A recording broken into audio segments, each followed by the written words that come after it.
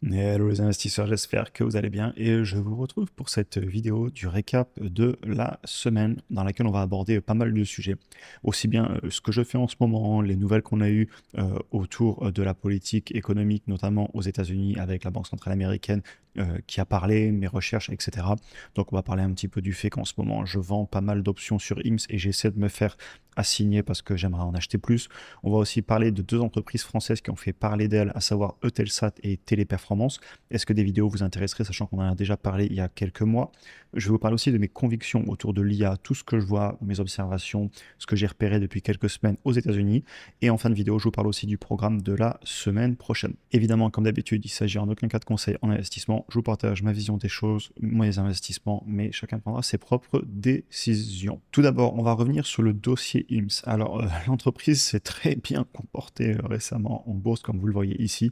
On a fermé hier soir, vendredi soir, à 64,22 $. C'est une entreprise que je serais prêt à payer jusqu'à 52 $ et j'ai actuellement 411 actions en portefeuille avec un prix de revient qui doit être sous les 7 $. Et le plus j'analyse l'entreprise, le plus je me dis que je n'en ai pas acheté assez à l'époque. C'est toujours facile à dire une fois que c'est fait, mais vous savez que je privilégie toujours la taille de la position au prix de revient unitaire parfait pour flatter mon ego. Je ne me préoccupe pas trop de mon ego sur le court terme. Par contre, si je dois investir plus parce que je pense qu'on est toujours à un prix intéressant, eh bien j'y vais, même si ça fait mal au prix de revient unitaire. Tant pis, pour moi c'est la bonne chose à faire.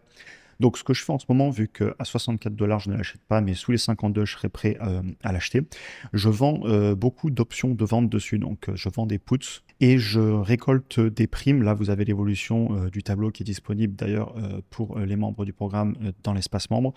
Je vends pas des puts que sur IMSS, mais j'en vends pas mal. Je vends aussi un peu des calls, mais attention avec les calls parce que récupérer entre guillemets des centimes ou des euros quand on est devant une voiture lancée à fond sur l'autoroute, comme on le voit ici sur IMSS par exemple, eh bien j'ai pas envie de perdre mes actions pour récupérer 2-3 euros sur de la vente de calls, donc je prends pas le risque sur toutes les lignes. Enfin bref, c'était une aparté. Donc pour vous donner des exemples concrets, là par exemple, vous voyez que j'ai des puts vendus sur IMSS pour le 3 juillet, le 1er août aussi, ça me permet de récolter des primes. J'en ai plusieurs qui ont expiré, que j'ai remis à jour, vous le voyez ici. Alors ils n'ont pas expiré pour certains, il y en a que j'ai racheté parce que j'étais à plus de 90% de gains vu la hausse qu'on a eue là dans la semaine. Et pour d'autres, je les ai laissés expirer. Par exemple, vous voyez que les deux contrats que j'avais là, le 9 juin à 201 $ de prime et 128 $ de prime, j'ai acté mes gains parce que j'étais à 80-90% de hausse dessus et j'ai pris donc au final 179 $ et 114 $. Enfin bref.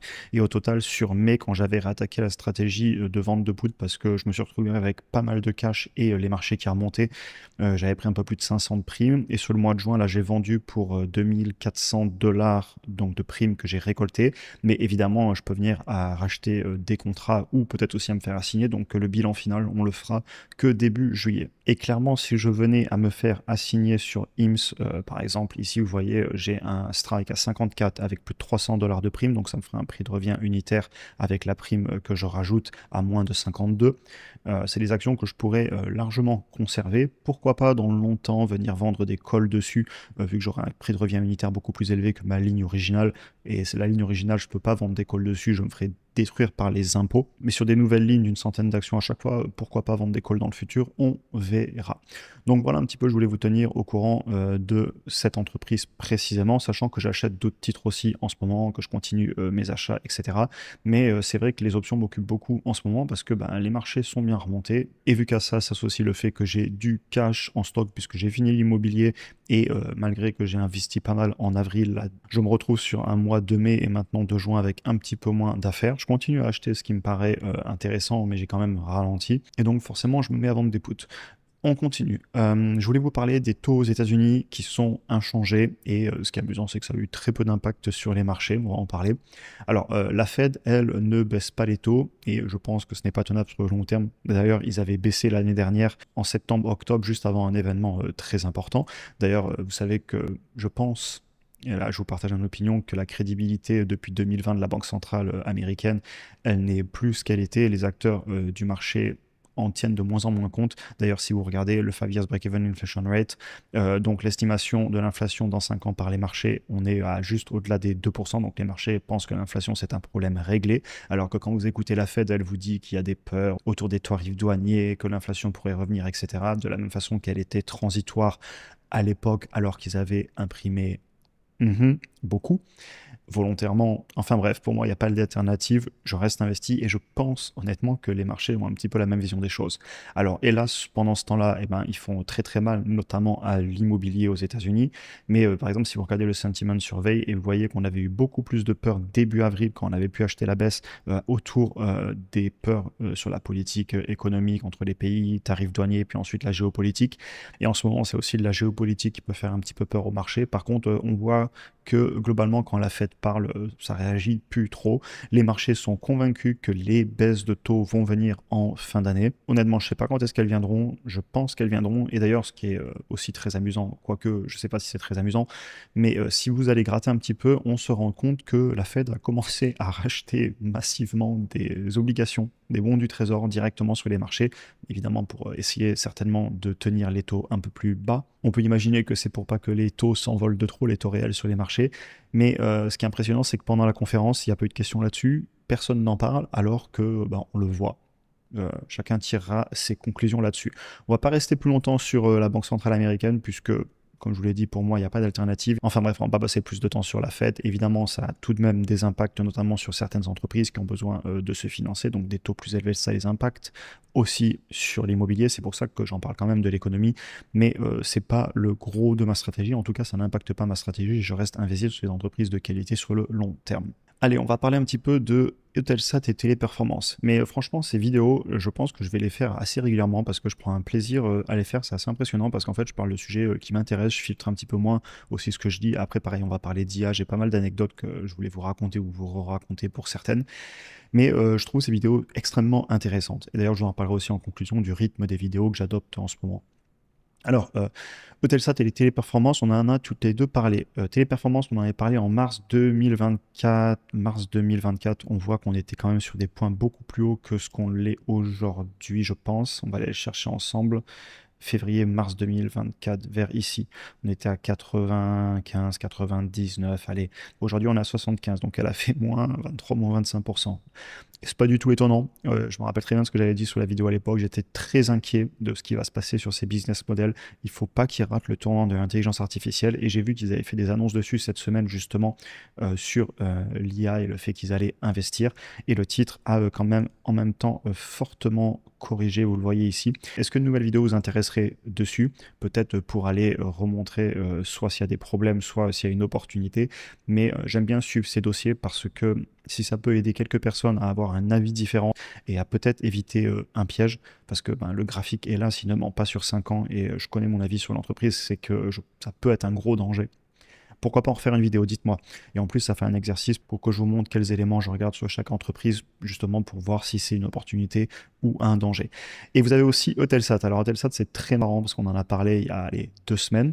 Et j'en avais aussi parlé fin mai quand je parlais des disruptions qui arrivaient. Et dans les disruptions et tout ce qui était les technologies en bourse, etc., je parlais notamment de l'Internet par satellite qui est en train de s'attaquer aux box Internet, à la fibre optique, à Internet dans les avions, etc.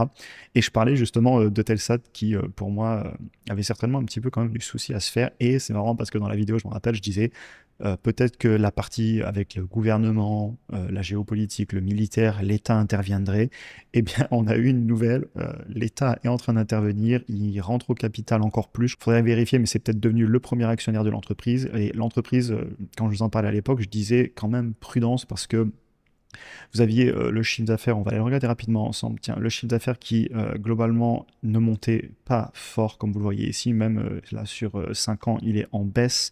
Des marges évidemment faibles sur les flux de trésorerie disponibles et négatives sur les marges nettes. Et surtout, ce qui me faisait le plus peur, c'est que l'entreprise allait, en tout cas la tendance montre qu'on dirait qu'on va passer en flux de trésorerie disponible négatif. Ils ont beaucoup de dettes, beaucoup moins de cash et surtout, ils ont une concurrence énorme qui fait que je pense qu'ils vont devoir investir massivement en CAPEX.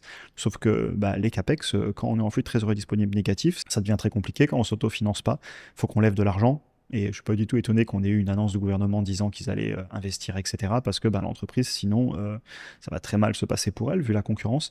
Et la question, c'est est-ce qu'une vidéo vous intéresserait sur le sujet dans lequel on parlerait de la concurrence, des risques, etc. Parce que je pense qu'ils ont des énormes challenges devant eux. J'en ai parlé là 2 fois récemment.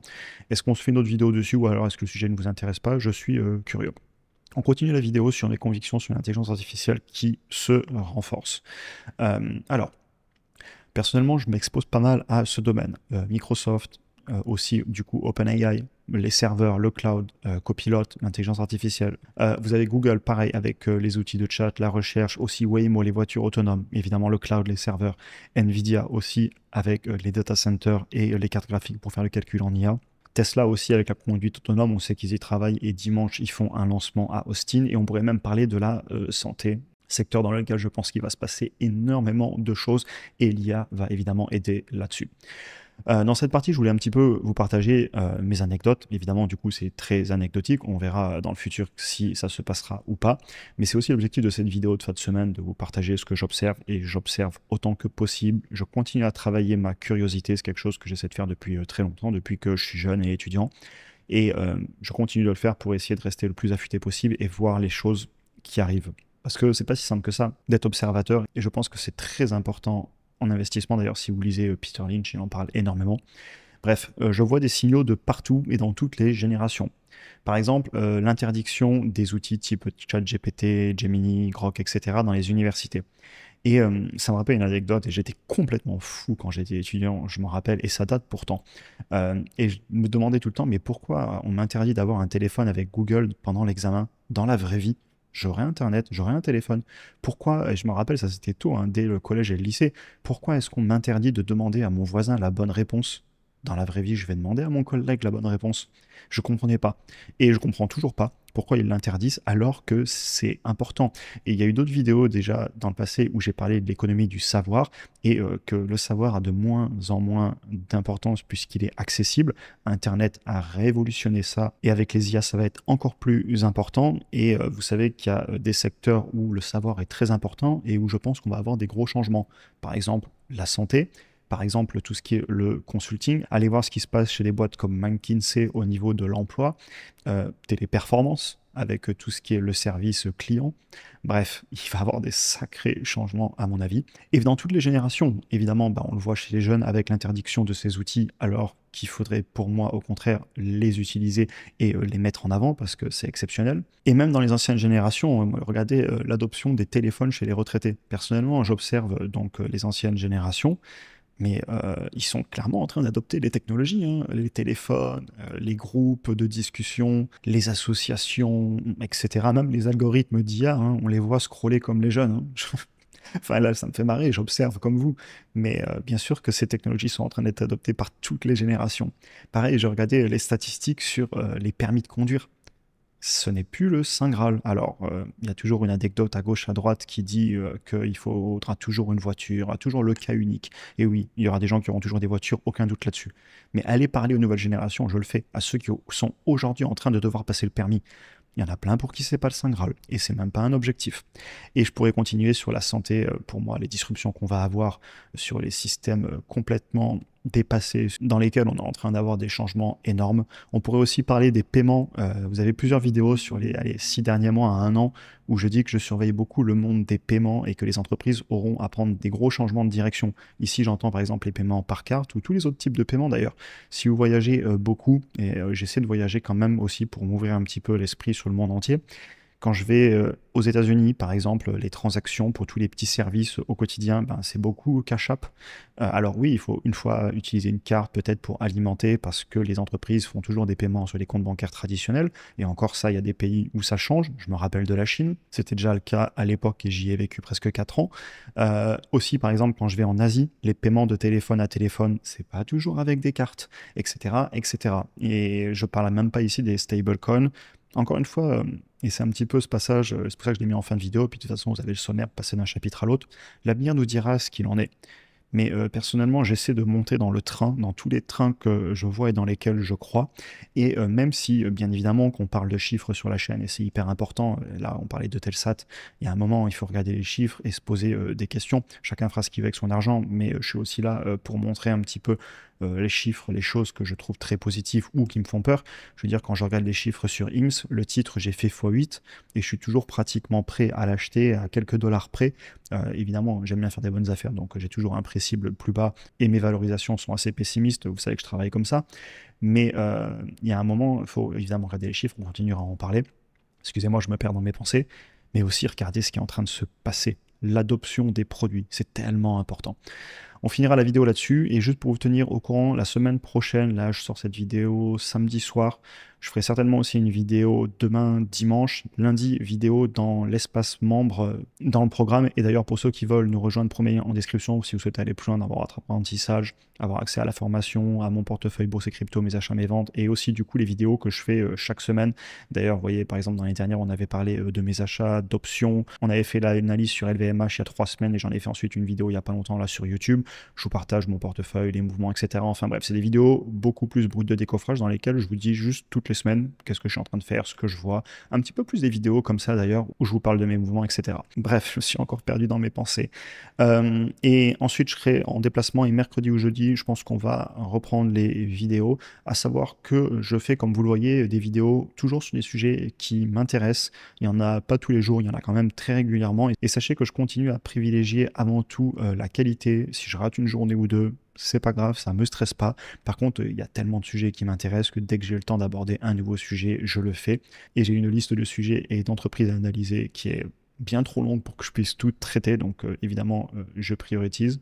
Et donc voilà un petit peu pour le programme de la semaine prochaine. Vidéo aujourd'hui, vous êtes en train de la regarder du coup. Vidéo demain, lundi dans l'espace membre. Et après, on verra peut-être reprise mercredi ou jeudi, voir si j'ai le temps mardi avant le décollage. On se retrouve la semaine prochaine et je vous souhaite une excellente journée. À très bientôt.